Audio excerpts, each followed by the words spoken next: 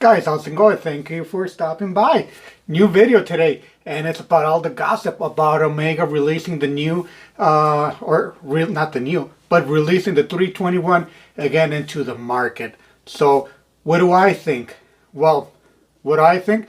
I think it's going to be very, very bad. Bad for all the collectors that spend so much money on the older editions of the Speedmaster. Now, I haven't read the whole article. I don't know if they're only going to use it on the Speedmaster, or they're going to do several variations of Omega with the 321. So, what do I think about them releasing this? Okay, we all know that I'm an Omega fanboy.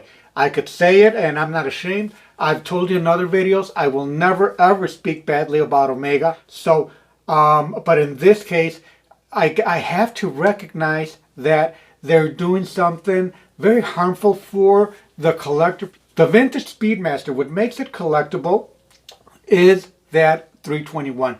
If we talk about a vintage Submariner, anything other than the movement made it collectible. Because if I ask you a 1968 Submariner, what movement did it have? Right at the top of your mind, you're not going to know. I mean, but you could tell me it was a red line sub or it was a no crowns guard.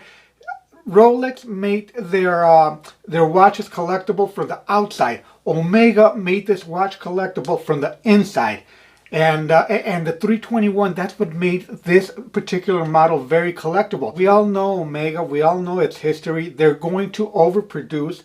They're going to flood the gray market eventually. That's what they do. That's what they've been doing.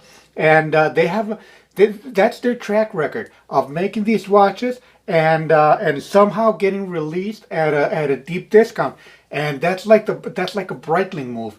And I mean, I hate to say that, but Omega has been doing somewhat what Breitling has been doing for many other years. You know, making so many watches and selling them at a deep discount. Right now, if you try to buy a brand new Speedmaster, I'm sorry, you're going to be paying no more than $3,200, $3,300. And that's going to be the same for the vintage market on the Speedmasters with the 321. You cannot touch them. Well, you still right now you can't touch them. You know, depending on condition, depending on year, depending on which one it is, the type of hands it has. But you're not touching them between $7,000 and $15,000. So what's going to be of those watches? What's going to make those watches keep their value? Is there enough collectors out there that love the 321 so much that are going to want to pay it in the vintage market?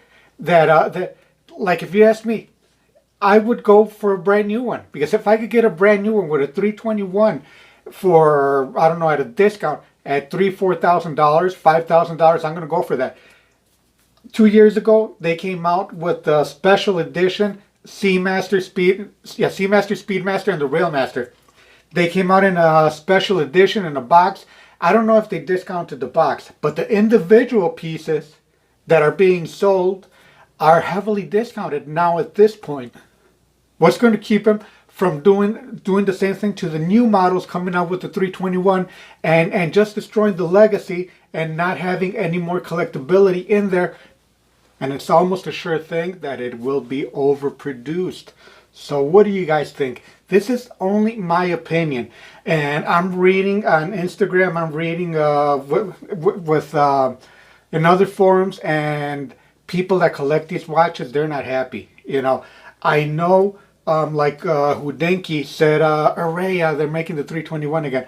He's there to push the brand in one way or the other. But I feel bad for those who have the watch right now, and if they start seeing that particular model going down in price, the only people that are going to win are people that bought Rolex. I mean, I've been defending Omega, I've been defending other brands for a while, but there's no defending them anymore. You know, I mean, Rolex, basically, I'm backtracking my words, I think. Rolex is the only brand that is controlling production so far.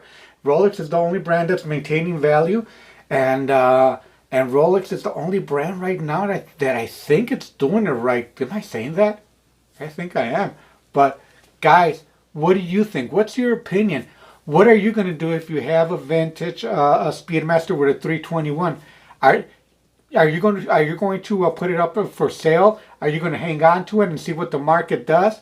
Tell me what your thoughts are. Like I said, this is just my point of view. We still don't have enough information to see what they're really going to do. How many models is the 321 going to come out in? And for sure, there's going to be a limited edition, a special edition, a whatnot edition. They're going to do 20 editions with the 321. We know that for a fact. So, but we just got to get the specifics. And geez, that's why I love gold. You can't just print more money. You can't just print more gold. We got to go and get it. Money, you could print more. Rolex, you could make more. And Omega with 321s, you could just turn on the CNC machines and make a few million more. I mean, I guess that's the fact of life and the way of life. Guys, thank you so much for stopping by. I'll catch you guys on the next one.